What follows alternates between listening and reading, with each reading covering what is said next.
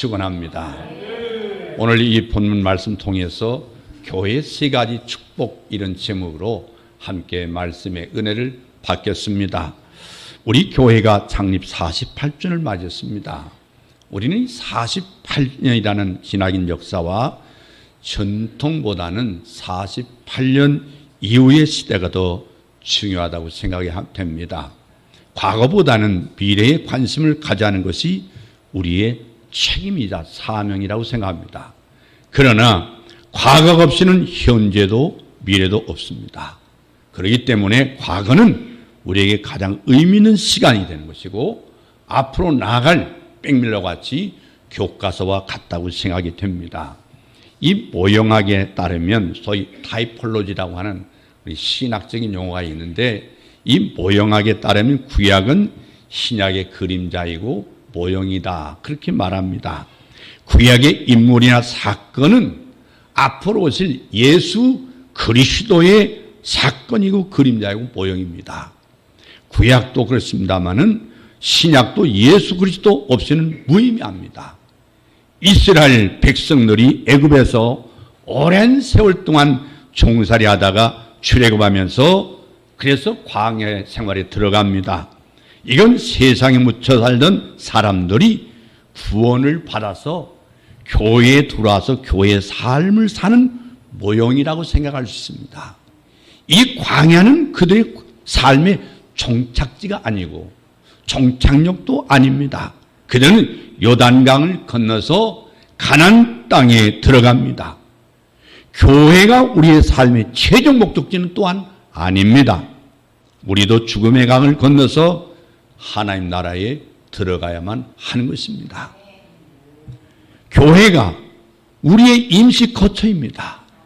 이런 광야는 광야라고 하는 교회인데, 이 광야는 임시 거처예요.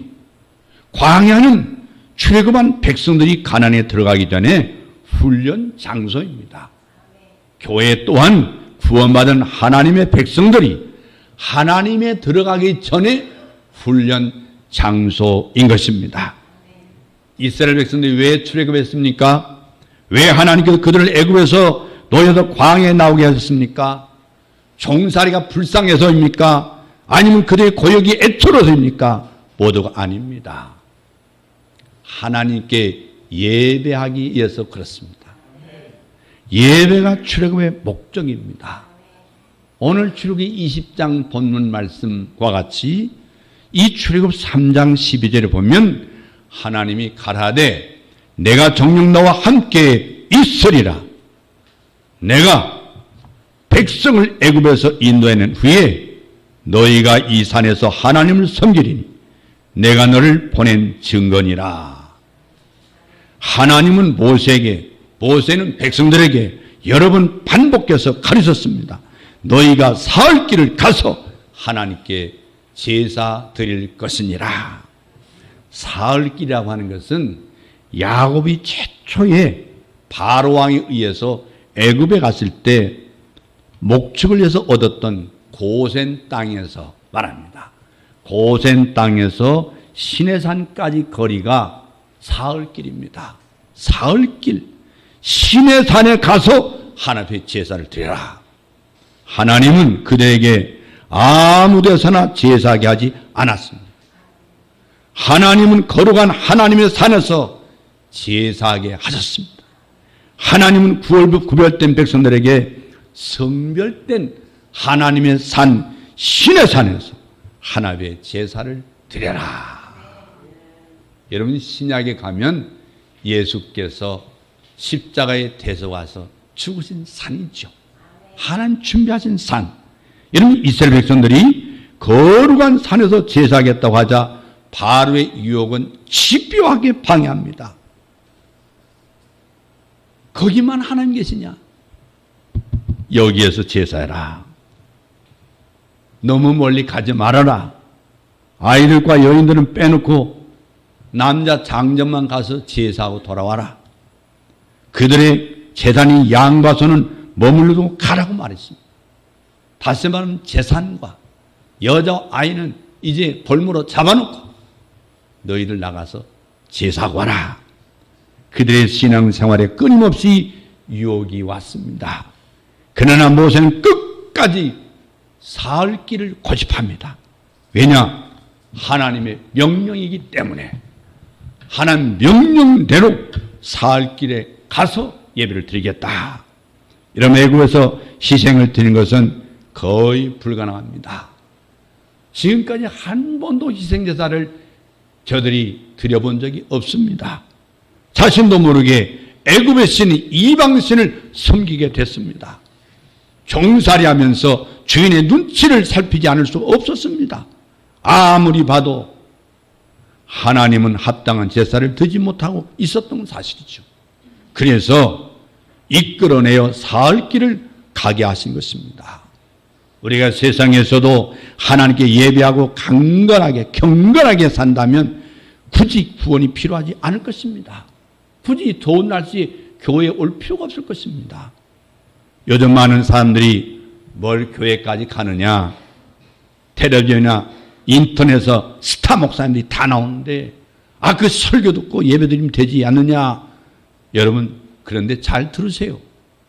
어느 시대를 불문하고 교회 이상으로 은혜되는 것이 없습니다. 이스라엘 백성들 아무리 멀어도 멸치씩 걸려서 성전에 들어가서 제사를 드렸습니다. 어떤 분이 이렇게 말했습니다. 내 자신의 희생이 없이 희생을 드리려는 인간의 욕구가 날로 증대된다.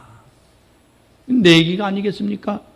우리나라 기독교 초기에는 시골에서 몇 시간 걸어서 교회 갔습니다.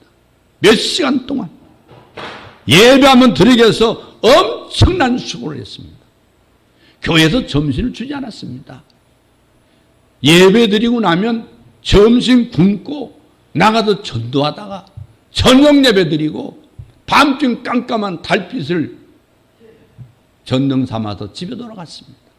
그렇게 뜨겁게 예배 드렸기 때문에 오늘 한국 교회가 존재하는 것입니다.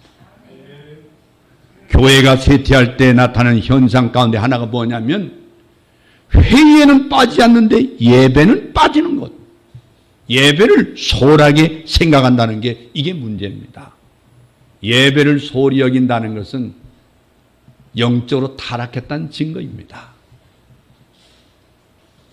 여러분, 예배의 중요성이 어느 때보다 강조돼야 합니다. 왜냐하면 구원의 목적이 예배에 있기 때문에 그렇습니다. 우리의 온 정성을 다해서 예배 드려야 될 줄로 믿습니다. 예배를 소홀하게 생각하는 것은 심하게 말하면 구원 받았는지 의심해 볼 필요가 있어요. 예배를 안 드린 사람은 구원을 못 받는지 모릅니다. 교회가 예배를 드리는 것이 아니라 예배를 통해서 교회가 교회 되는 거예요. 깔발트는 이런 말했습니다. 하나님을 예배하기에 모이는 것이야말로 전 신앙의 여정이 있어서 핵심이고 전체이다. 예배는 교회에 이 땅에 교회를 주신 목적은 하나님 왜 교회 세우겠습니까? 예배를 하나님 받으시게 해서 하나님 그 예배를 통해서 우리를 만나 주시게 해서 하나님께서 먼저 우리가 오기 전에 내가 거기서 너를 만나고 그랬습니다. 우리를 만나 주시기 위해서 예배를 받기를 원했습니다. 우리 문제를 해결해 주시기 위해서 영적인 구원과 우리 육적인 문제와 여러분의 세월을 하나님이 간섭하시기 위해서 하나님은 예배에 우리를 부르신 줄로 믿습니다. 예배는 교회가 존재하여 나타나는 것인데 예배는 그리스도인에게 가장 중요한 삶인 것입니다. 예배는 교회의 존재 이유이자 목적인 것입니다. 창세기 28장에 보면은 야곱이 하나님 임재를 체험하는 말씀이 나오는데 베드로도 하나님 임재를 체험하고 하나님께서 여기에도 계신다고 고백했습니다. 그가 임재를 체험했을 때에 돌에 기름을 부었습니다. 우리에게는 하나님의 임재를 체험하고 돌에 기름 붓는 심정의 예배가 있어야 될 줄로 믿습니다. 찬송 부르고 기도하고 포원하고 설교와 교제, 광고 이 모든 것들이 하나님의 임재를 체험하는 것인 줄로 믿습니다. 감사와 축복의 예배될 줄로 믿습니다. 할렐루야. 여러분, 예배에 감사가 있어야 됩니다. 내 마음속에 예배를 통해서 뭐가 감사합니까? 하나님 만나게 돼서 감사합니다. 하나님 구원해 주셔서 감사합니다. 하나님의 자녀되어서 감사합니다. 하나님의 상속을 이어받을 자로 하나님 선택해 주셔서 감사합니다. 여러분, 감사가 있기를 주의 이름으로 축원합니다. 구원받고 예배할 수 있는 것 이상의 은혜가 없는 것입니다.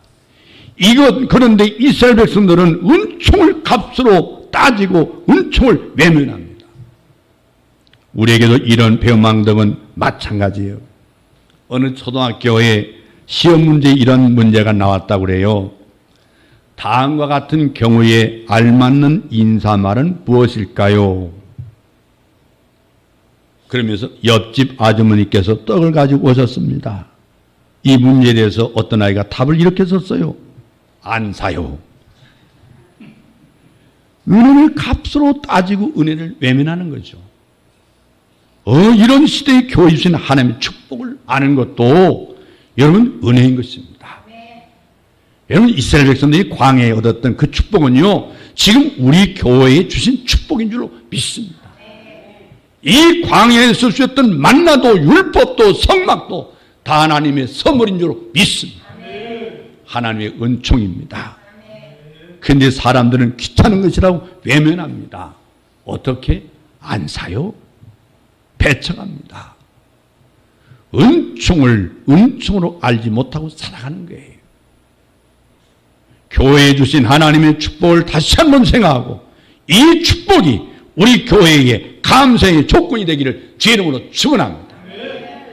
두 번째 특별히 오늘 말씀 통해서 주신 하나님의 축복은요, 만나를 주신 것입니다.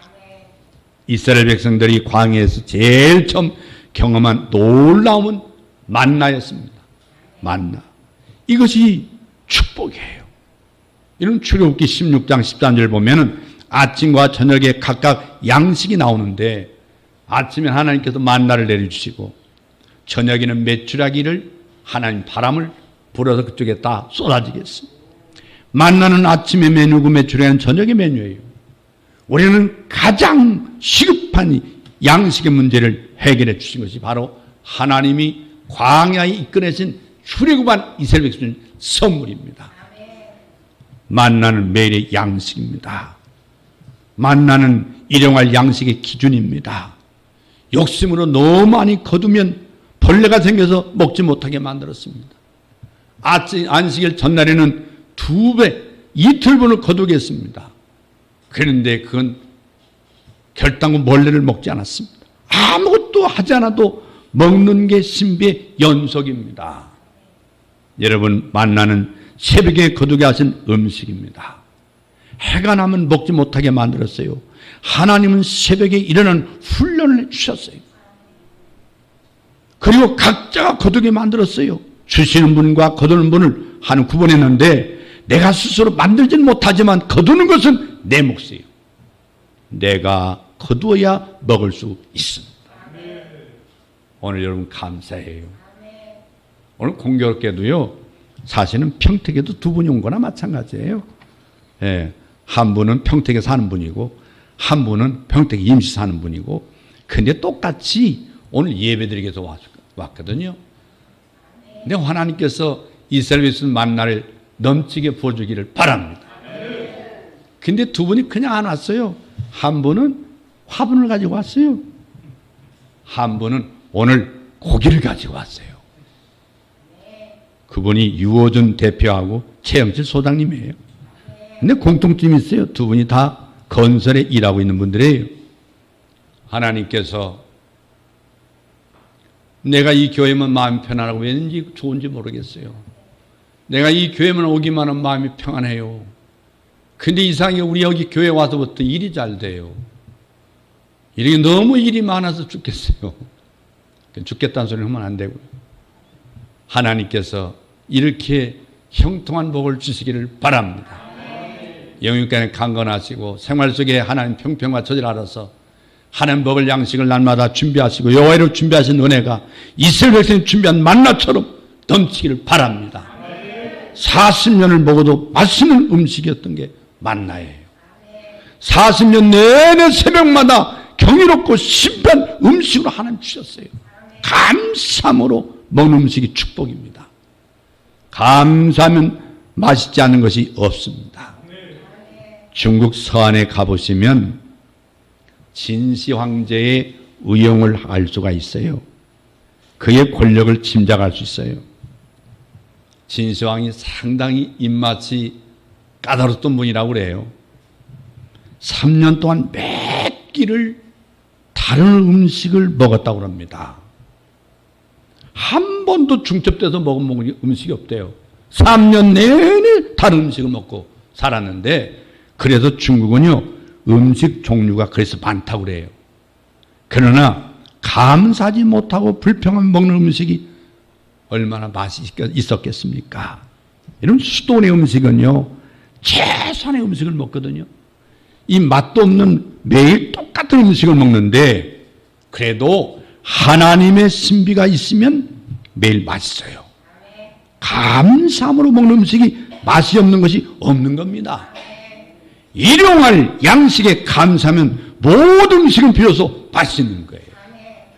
여러분, 영적으로도요 하나님 말씀 듣는 게 맛이 없으면 벌써 변질되기 시작합니다. 신앙의 변질에서 타락이 되는 거예요. 여러분, 사람이 맛있는 음식이 안 잡수지잖아요. 병이 오게 되고 결국에는 죽는 거예요. 여러분, 우리가 음식에 감사함으로 먹기를 바랍니다. 날마다 똑같은 삶을 살고 있습니까? 천만입니다. 날마다 다른 삶을 살고 있는 거예요. 여러분, 저도 똑같은 삶을 사는 것 같지만 매일매일 다른 삶을 살고 있어요. 우리의 20%의 생각은요 80%의 삶을 좌지우지한다고 그래요. 20%의 생각, 내가 지금 20%의 생각을 하고 있는데 내가 그 생각 속에 80% 행동합니다. 80%. 우리의 손과 발은요 우리의 사고로부터 자유로울 수가 없다고 하지 않습니까? 생각이 바뀌면 모든 게 즐겁습니다.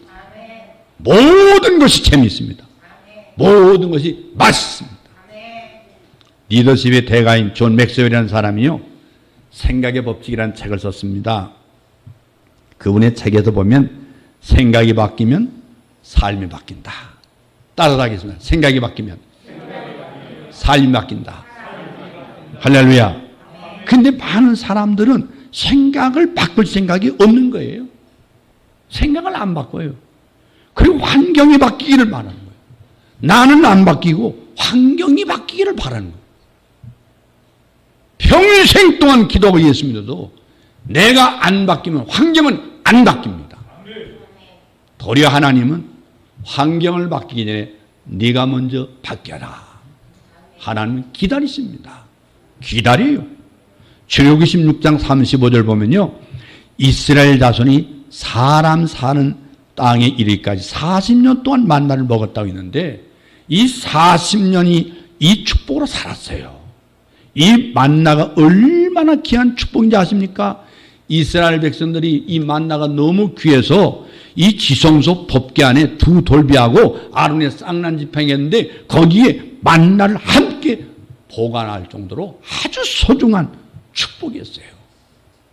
이런 축복의 삶이 우리 남여생이 있기를 주의 이름으로 축원합니다.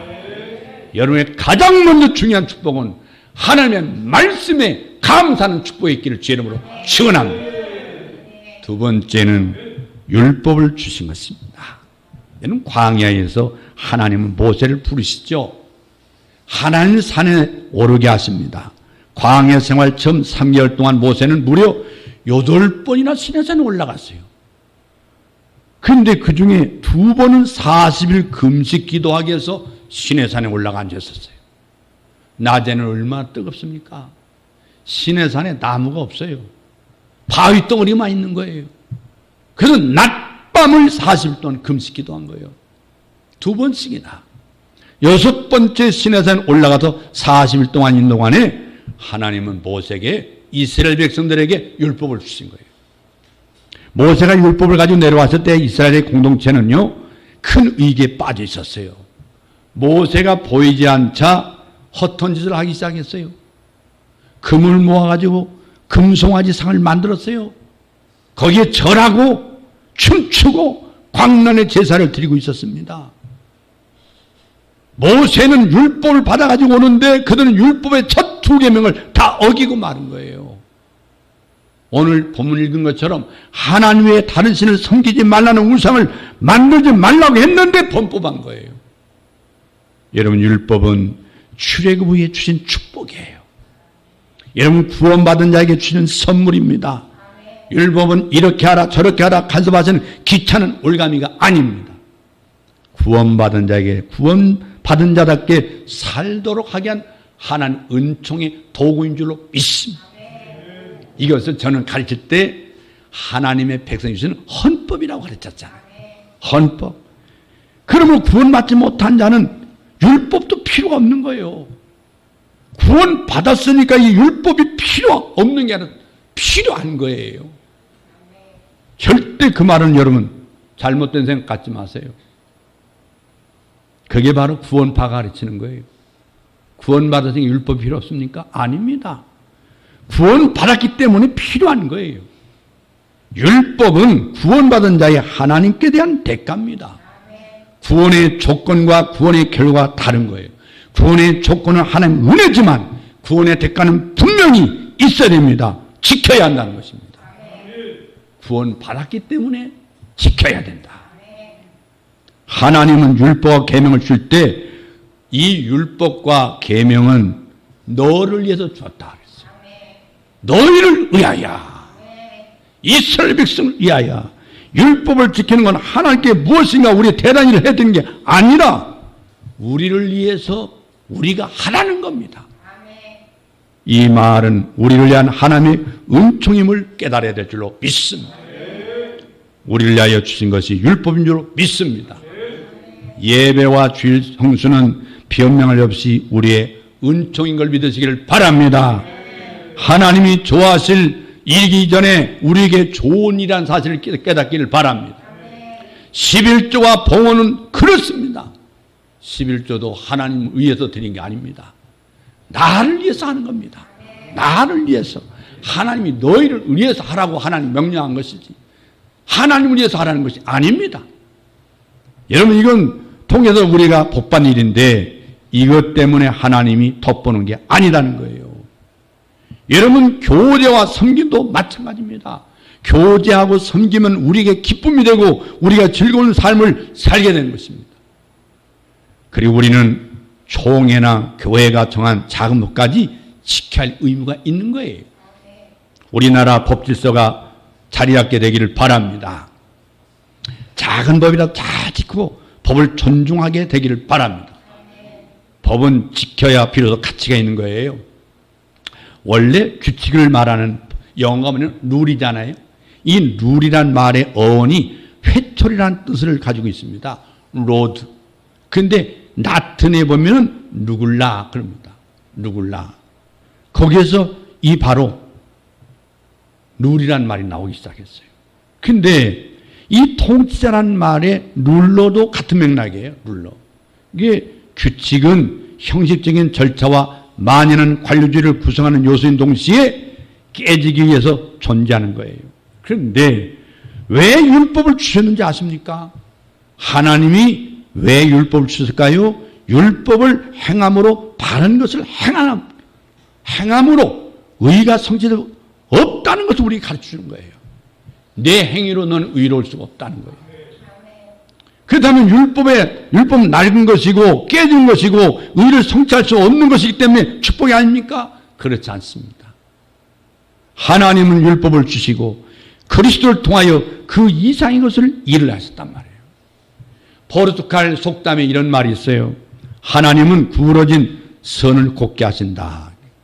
이 구부러지고 복잡한 율법을 예수님 오심으로 한 번에 다 이루셨지 않습니까? 이것이 사랑이에요. 사랑이 뭐냐? 복잡한 율법을 완성한 거예요. 사랑. 그리고 하나님 주신 십계명을 기초로 해서 유대인은 613가지의 율법 조항을 만들었거든요. 그럼 우리 예수님은 613개를 하나로 만들었어요. 그게 뭡니까? 십자가의 사랑입니다. 사랑. 예수님은 하나님을 사랑하고 내 이웃을 내몽하지 사랑하라. 이것이 율법의 완성이라고 말씀했어요. 사랑해라. 여러분, 사랑하는 것을 배우는 것이 가장 큰 선물인 줄로 믿습니다. 헨리 나운이라는 신학자는 그랬어요. 내 사랑이 하나님께로부터 나온 것이라면 그 사랑은 영원하다. 이는 하나님의 선물이다. 그랬어요. 율법은 뭐냐? 축복입니다. 축복. 축복이요. 율법으로 발휘할 수 없는 것을 예수님이 오셔서 사랑으로 채운 것이 축복인 줄로 믿습니다. 마지막으로 성막을 주sim하십니다. 모세가 6번째 시내산 올라가서 40일 동안 있을 때 하나님은 성막을 만들라고 했거든요.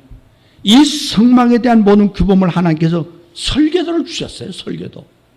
근데 이것이 광야에서의 축복입니다. 출애굽기 25장 2의 말씀에는 성막의 건축이 기록되어 있습니다. 이것은 광야에서 엄청난 선물이에요. 선물. 여러분, 성막의 의미는 지상에 존재하는 하나님의 처소예요. 하나님이 이스라엘 백성과 함께 계시는 것이 성막인 줄로 믿습니다. 할렐루야. 하나님 여기에 계신 것을 믿습니까? 하나님 여기 계신 걸 믿습니까? 그렇습니다.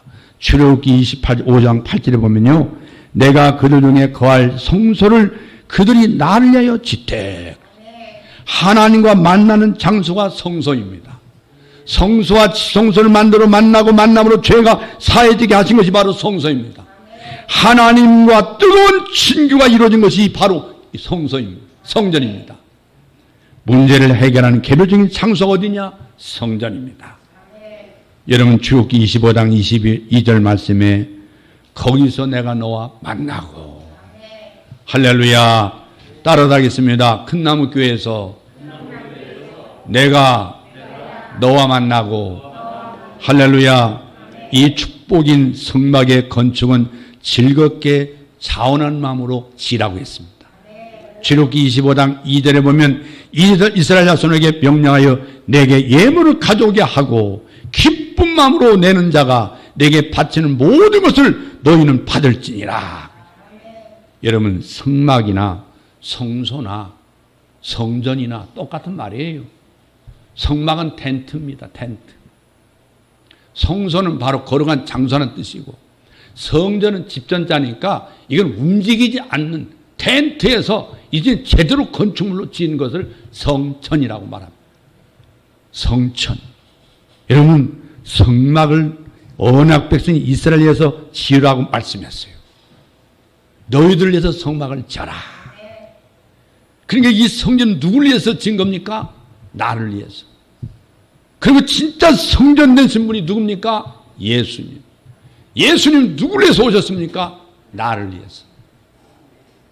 주님은 나를 만나기 위해서 이 땅에 오셨어요. 내 문제를 해결하기 위해서 오셨어요. 할렐루야. 그래서 이 성막은 이스라엘 백성의 약속 백성을 위해서 하나님이 세우신 집입니다. 집. 근데 성막은 하나님의 식양대로 지으라고 말씀한 거예요. 인간의 수단과 방법으로 해서는 안 된다 그 말이에요. 여러분, 교회는 하나님 축복의 상징입니다. 교회는 예배는 장소입니다. 구원을 받는 자는 모름지기 교회 나오기를 즐겨야 될 줄로 믿습니다. 여러분, 코로나 팬데믹을 핑계 삼아서 예배당에 나오는 걸 게을리하거나 핑계거리 삼는 건 안 되는 거예요. 여러분, 이스라엘 백성들의 광야 생활은 성막 중심의 삶이었어요. 구원받은 자의 생활은 교회 중심의 삶이 되어야 될 줄로 믿습니다.